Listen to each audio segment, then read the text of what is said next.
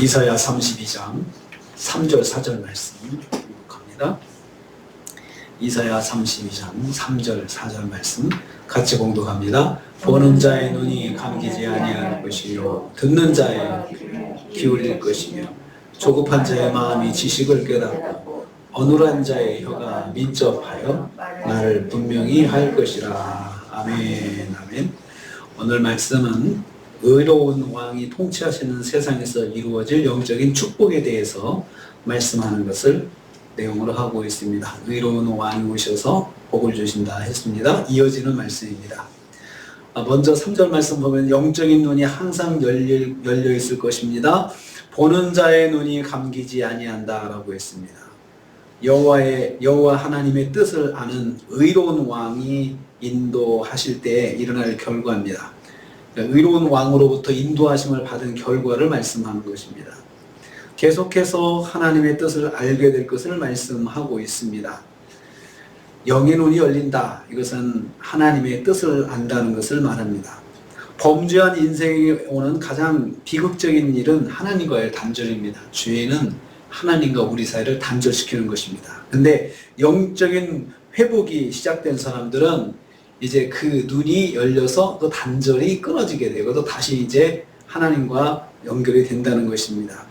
범죄한 인생은 영적인 마비가 되는 삶을 살게 됩니다. 그래서 영적인 부분이 철저히 죽고 영적인 부분이 없어지는 것입니다.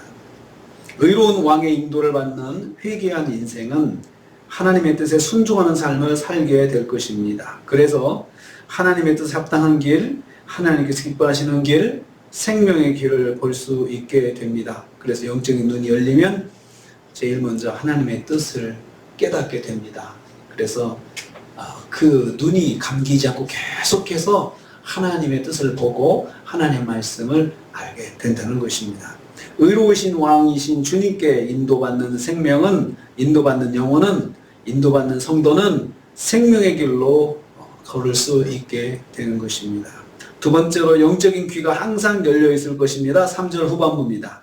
듣는 자가 귀를 기울일 것이다 라고 했습니다. 이 말씀도 의롭고 자유로운 메시아의 통치가 이루어질 때 축복된 상황을 말씀하는 것입니다. 듣는 자는 매우 큰 주의를 기울여서 말씀을 경청한다는 뜻이 있습니다.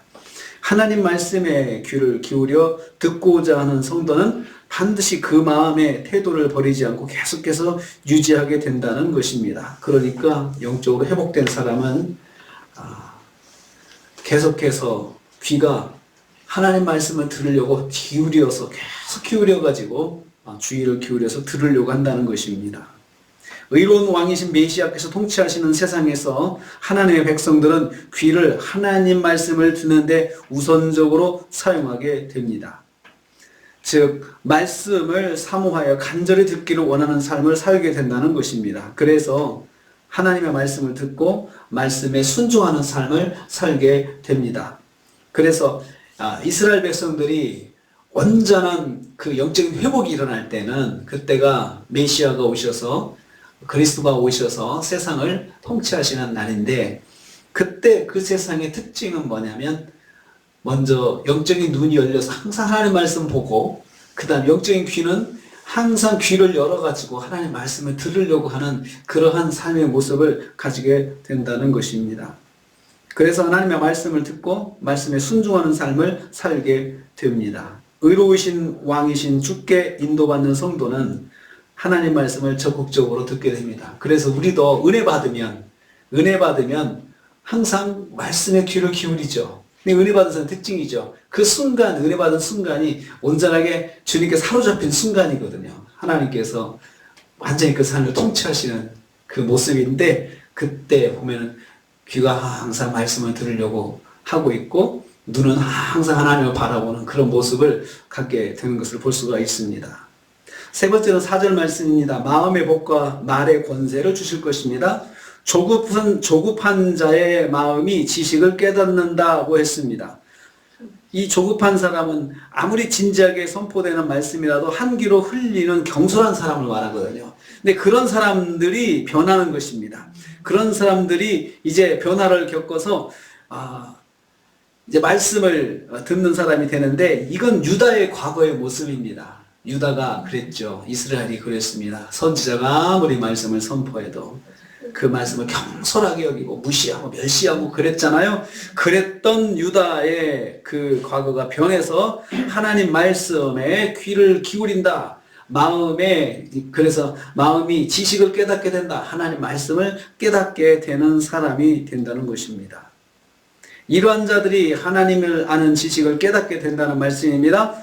이것은 성령의 역사로 일어날 일을 예고하고 있는 것입니다. 성령의 역사로 일어날 변화를 예고하는 것인데요. 이것은 나중에 그 오순절 마가 다락방에 성령이 임했을 때 그 현상이 싹 나타납니다. 두 번째로 어눌한 혀가 민첩할 것이다 라고 해서 어눌한 혀가 말은 진리를 전하는 전하지 못하던 자가 담대하게 진리를 전하는 사람이 된다는 것입니다. 그러니까 어눌하다, 말을 잘 못해가지고 자기는 뭐 표현을 못해서 전도도 못하고 또 복음도 전하지 못하는데 이랬던 사람이 진리를 전하는 자, 담대하게 진리를 전하는 자가 된다는 말씀입니다. 이 말씀도 성령의 역사로 이루어질 오순절 성령님의 역사를 암시하는 것입니다.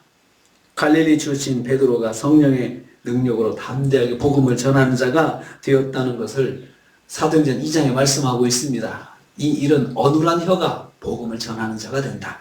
어눌한 혀가 민첩하게 아주 예리하고 아주 영민하게 말씀을 전하는 사람이 된다라는 것입니다. 그래서 말을 분명히 한다라고 했습니다. 의로운 왕이 오시면 성령님의 역사로 말씀을 깨닫고 담대한 증인이 될 것입니다. 그래서 우리도 말씀에 사로잡히면, 주님의 성령 안에 사로잡히면은 영의 눈이 열리고 귀가 열리고 그리고 마음이 열려서 말씀을 깨닫고 그리고 입으로는 말씀을 전하는 자가 된다는 것입니다. 성령님의 역사는 우리의 모든 것을 변화시켜 놓으십니다. 그래서 우리가 완전히 주님께 붙잡힌 삶을 살게 되는데요. 그건 다 성령님의 역사입니다. 이렇게 된다는 것입니다. 성령이 오시면 이렇게 변화가 되는 삶을 살게 된다는 것을 여기서 예고하고 있습니다. 이렇게 가깝게는 유다 백성들이 그렇게 변화될 것이다. 그렇지만 종말에는 이제 하나님의 백성들이 주님께서 통치하시는 나라가 이루어질 때 그렇게 된다는 것입니다. 결국에 우리 천국에서 이렇게 삽니다. 천국에서 우리 눈은 하나님을 보고 우리의 귀는 말씀을 듣고 우리의 심령은 마음에 그 말씀을 사모하고 말씀을 또 순종하는 삶을 살면서 우리가 그 입으로는 하나님을 찬송하고 그 입술을 열어서 하나님을 찬양하는 삶을 살게 되는 것을 말씀하고 있습니다. 우리가 또 오늘 하루를 시작합니다. 오늘 하루 영의 눈 열리고 영의 귀가 열리고 성령 충만으로 우리가 말씀을 깨닫고 또 말씀을 전한 증인의 삶을 사시는 저 여러분 되시기를 주님의 이름으로 축복합니다. 주님 감사합니다.